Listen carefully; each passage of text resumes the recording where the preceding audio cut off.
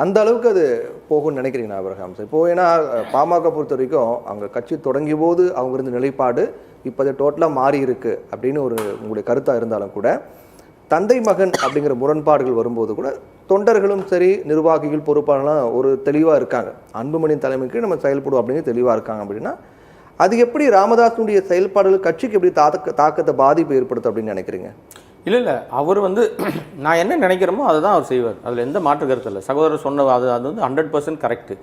இப்போ அவர் mind settle என்ன இருக்குது, இந்த கட்சி நான் சொல்கிறது தான் கேட்கணும். அந்த மாநாட்டிலையும் சரி, அதுக்கு முன்னாடி இருந்த பொதுக்குழுலையும் சரி, எல்லா இடங்களையும் அவர் சொன்னது எதுவாக இருந்தாலும் நான் பார்த்துக்கிறேன், நீ போய் எல்லார்கிட்டையும் போய் வேலை மட்டும் செய், கூட்டணியை நான் முடிவு பண்ணிக்கிறேன், நீ முடிவு பண்ணாத. அன்புமணியை தலைவராக கொண்டு வந்ததும் அவரு தான். அதே அவர் நாளைக்கு என்ன செய்வார், கொண்டு வந்தவரே தூக்கி போடவும் தயங்க மாட்டார். பையன் அதெல்லாம் அப்புறம் ரெண்டாவது விஷயம் சார். அப்படி ஒரு சூழ்நிலை இருந்தால் அவர் இறங்கு முகமாக அவர் தோணுச்சுன்னா இந்த கூட்டம் நடந்த உடனே இந்த அடுத்த கூட்டத்துக்கு ஏற்பாடு பண்ணியிருக்க மாட்டார், வரமாட்டாங்கன்னு தெரியும் அவருக்கு நிச்சயமா. ஆனா இது எல்லாமே என்னன்னா அவருடைய ராஜதந்திரம்னு ஒன்று வச்சிருக்காரு சார். அது மக்கள்கிட்ட எடுபடல, அவருக்கு உள்ளுக்குள்ள இன்டர்னல் ராஜதந்திரம் ஒன்று இருக்குல்ல, அதை ஏற்பாடு பண்ணி இப்ப இந்த கூட்டத்தில் யார் வரல, இந்த நேரம் ஒரு லிஸ்ட் எடுத்துட்டு இருப்பார். லிஸ்ட் எடுத்துட்டு இன்னும் பாருங்க, ஏன்னா எலெக்ஷனுக்கு டைம் இருக்கு சார். இன்னும் அதற்குள்ள இவங்க பிரச்சனையை தீக்கணும்னா இதற்கு ஒரு குழப்பம் வந்தா தானே. இப்ப நீங்க தெளிந்த நீரோடைய ஈஸியா பாத்துடலாம், குழப்பம் இருந்தா கண்டுபிடிக்க முடியாது இல்ல.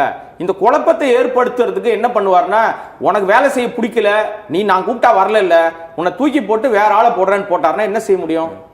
ஒரு குதிரையில தான் பயணம் பண்ண முடியும், ஒரு தோணியில தான் போக முடியும். சார் சொன்ன மாதிரி பாமக ரெண்டாக பிரியுது அப்படின்னும் போது அப்ப தொண்டர்களுடைய அது பலம் அப்படிங்கிறது குறையும்.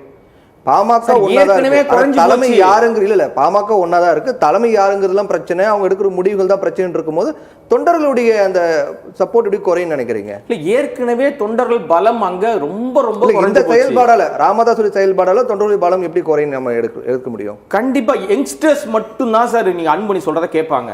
அதை தாண்டி இருக்கிறவர்கள் ஒரு குறிப்பிட்ட வயதை ஒத்தவர்களுக்கெல்லாம் ராமதாஸ் தான் கடவுள். அவர் என்ன தன்னை கடவுள்னு வேற சொல்லிக்கிறார். அந்த மாநாட்டிலே சொன்னார் பாருங்க, என்னை கடவுளை என்கிட்ட பேசணும்னே கடவுள்னு சொன்னான், என்னை கடவுளை பார்த்துட்டேன்னு சொன்னான், யாரானா என்னையே தான் சொன்னான், என் காலில் சாஷ்டாங்கமா விழுந்தான். இது யாரும் சொல்ல மாட்டாங்க சார்.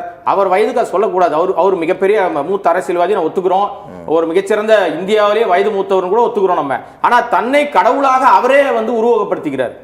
எங்கே அவர் சறுக்குகிறார்னா இந்த மாதிரி விஷயங்களை தான் சறுக்கிறார் அவர். இந்த இடத்துலையும் பாருங்க, ஒரு குறிப்பிட்ட வயதை ஒத்தவர்கள் ராமதாஸ் தான் இப்போ வரைக்கும் அவர் சொல்றதான் கேட்பாங்க. ஆனால் இளைஞர்களா இருக்கிறவங்க, ஏன் இளைஞர்களை குறிப்பிட்டு நான் சொல்றேன்னா, நான் அண்டம் கிடுகிடுக்க ஒரு மாநாடு ஒரு பெரிய போராட்டம் பண்ண போறேன் அப்படின்னு அறிவிச்சார்னா அந்த போராட்டத்துக்கு இறங்கி பஸ் மேலேயும் ரயில் மேலேயும் கல்லடிக்கிறது யாரு? யாரும் சொல்லல அப்படின்னு இவங்க சொல்லுவாங்க. ஆனால் சொல்லிட்டு என்ன சொல்லுவார்னா, கல்லடிச்சவர் மீது வழக்கு பதிஞ்சா அன்புமணி சொல்வார், அவரெல்லாம் என் கட்சி ஆளுங்களே கிடையாது, அவரெல்லாம் சமூக விரோதிகள்னு வெளியில பேட்டி கொடுப்பாரு. ஆனால் தலைமைச் செயலகத்தில் போய் சிஎம் பாக்குறாங்க, இல்ல அங்க தலைமைச் செயலாளரை பாக்குறாங்க, சபாநாயகரை பாக்குறாங்க, யாரையோ பார்த்து ஒரு மனு கொடுக்குறாங்கன்னா அங்கே என்ன சொல்லுவாருன்னா, அவங்க எல்லாம் யாரும் இல்லைன்னு சொல்லிட்டு பின்வாசல் வழியாக ஜி.கே. மணி உள்ளிட்ட அவங்க எம்எல்ஏக்கள் சிலர் அனுப்பி இந்த மாதிரி கட்சிக்காரங்க எல்லாம் வழக்கு போட்டாங்க, ஐயா தயவுசெய்து அந்த வழக்கெல்லாம் எடுங்கன்னு சொல்லி கேட்பாங்க. இரண்டு முகங்களை கொண்டவர்கள் தான் அவங்க. நேர்ல ஒரு விதமாகவும், அதான் மீடியா முன்னாடி ஒரு விஷயமாகவும் மக்கள்கிட்ட பின்வாசல் வழியா வேற செய்யறது அவங்க வழக்கம். இங்கேயும் இளைஞர்களை வழி நெறிப்படுத்துறாங்கன்னு சொன்னா, சார் நெறிப்படுத்துறவங்க என்ன செய்யணும் நியாயப்படி பார்த்தா? இன்னைக்கு வட மாவட்டங்கள்ல இது உண்மையான ஒரு தகவல், இது என்ன வேணா வெரிஃபை பண்ணிக்கலாம். வன்னிய இளைஞர்களா இருக்கிறவர்களுக்கு அரசு வேலை கிடைப்பதில் பெரும் சிக்கல் இருக்கு. குறிப்பிட்ட வட மாவட்டங்கள் இருக்கிற யாருக்கும் கார்பரேட் நிறுவனங்களை வேலை கொடுக்க மாட்டேங்கிறான், அரசு வேலைக்கு போக முடியல. என்ன காரணம்னா ஏராளமான வழக்குகள் அவர் மேல இருக்கு. இல்லைன்னு சகோதரர் சொல்லுவாரா? அவருக்கு தெரியும் அந்த உண்மைகள்லாம். என்ன காரணம்னா அவங்க யாரும் போய் மாட்டிக்கல சார், இவங்க கூப்பிடுறாங்க வா போராட்டத்துக்குன்னு.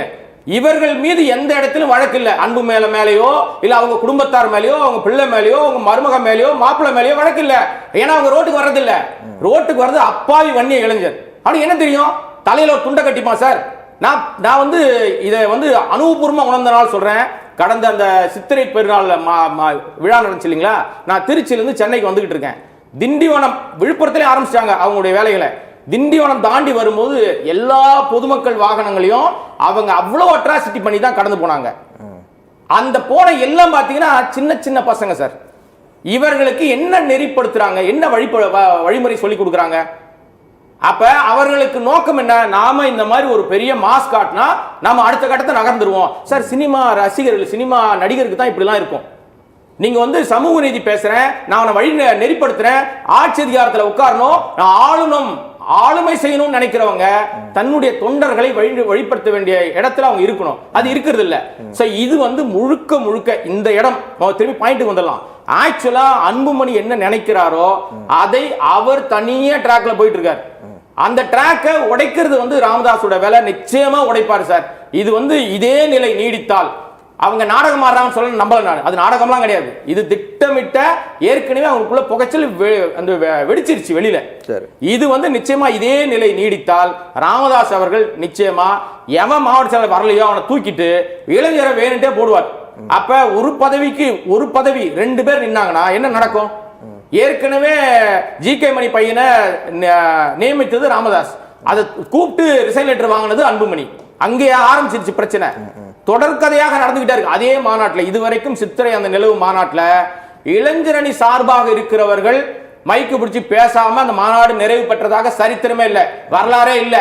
கடந்த குரு வந்து அந்த பொறுப்புல இருந்த வரைக்கும் அப்பெல்லாம் அந்த மைக்கு பிடிச்சி பேசுனது யாருன்னா நம்ம டாக்டர் அன்புமணி. இன்னைக்கு அந்த மேடையில முகுந்தன் ஏறி இருந்தா இந்த பிரச்சனை வந்திருக்காது, இந்த பஞ்சாயத்தே நடந்திருக்காது. ஆனால் அங்கதான் அவங்களுக்குள்ள ஏகப்பட்ட இன்டர்னல் பிரச்சனை ஓடிட்டு இருக்குல்ல சார். முழுக்க முழுக்க இது வந்து கட்சி பிரச்சனையே கிடையாது, சாதி பிரச்சனையும் கிடையாது, சமூக நீதி பஞ்சாயத்தும் கிடையாது. குடும்பத்துக்குள்ள இருக்கிற பஞ்சாயத்து பவரை யாருக்கு எப்படி பிரிக்கிறது, யார்கிட்ட யார் என்ன பண்ணணும், இதை எப்படி பேசுறது, எப்படி செய்யறதுன்றது அவங்களுக்குள்ள ஏற்பட்ட ஒரு பஞ்சாயத்து. அதுதான் இது வெளியே வந்துருச்சு. சரி, அது இப்ப இன்னைக்கு வந்து மக்கள் மன்றத்தில் வந்துருச்சு சார். மக்களுக்கு தெளிவா தெரியும் இவர்கள் தேர்தலுக்கு தேர்தல் அணிமாறிட்டே இருப்பாங்க. ஐயாவை நம்புகிறவர்கள் கடைசி வரை, இப்ப எப்படின்னா சூரியனுக்கு ஓட்டு போறவங்க கடைசி வரையும் சூரியனுக்கு ஓட்டு போடுவாங்க. கண்ணை மூடிக்கிட்டு எந்த வேட்பாளர்னாலும் ஓட்டு போடுவாங்க. எம்ஜிஆர் ரெட்டலை சொல்லிட்டார், ரெட்டலையை தாண்டி மாத்தியே போட மாட்டாங்கன்னு ஒரு கூட்டம் இருக்கும்ல, அது மாதிரி இங்க ராமதாஸ் அவர்கள் சொல்றதை கேட்கறதுக்கு ஒரு கூட்டம் இருக்கு. அது ஒரு குறிப்பிட்ட எண்ணிக்கையில தான் இருக்கு. அந்த எண்ணிக்கை வந்து குறைய குறைய குறைய இவருக்கான பவர் குறையுது. இப்ப இளைஞர்கள் எல்லாருமே என்ன பண்ணிட்டாங்க, யார்கிட்ட போய் நிக்க முடியும்? ஈஸி ஆக்சஸ் கிடையாது. இவர்கிட்ட போனா பல ஹடல்ஸை தாண்டி தான் ராமதாஸ் அவர்களை பார்க்க முடியும். அப்படியே பார்த்தாலும் தன்னை கடவுள் மாதிரி ஒரு ஃபீல் பண்ணிக்கிறாருன்னு ஒரு பேச்சு அவங்க கட்சிக்குள்ளே இருக்கு. இதெல்லாம் நம்ம சொல்லல, அவங்க கட்சிக்குள்ளேயே இருக்கு. புகைப்படம் எடுக்க முடியாது, அது பண்ண முடியாது, இது பண்ண முடியாது, ஏகப்பட்ட ரெஸ்ட்ரிக்ஷன். ஆனால் அன்புமணி கிட்ட ஈஸியா ஆக்சஸ் பண்ண முடியும்னு ஒரு தோற்றத்தை ஏற்படுத்தி வச்சிருக்காங்க. இதுதான் அவருக்கான ஒரு விஷயமா இருக்கு. குடும்ப சண்டை தெருவுக்கு வந்துருச்சு சார். வீட்டுக்குள்ள நடக்க வேண்டிய விஷயம் தெருவுக்கு வந்துருச்சு இல்ல. இனி நிச்சயமாக இந்த பஞ்சாயத்து 2ஆக உடைவதற்கும் வாய்ப்பு இருக்கு. உடைஞ்சாலும் இன்னும் மோசமான நிலைமைக்கு தான் போகும். பாமக கழுத தேஞ்சு கட்டருமான கதைக்கு ஒரு பழமொழி இருக்கிற மாதிரி பாமகவுடைய நிலைமை பரிதாபமான நிலைமையில தான் இருக்கு.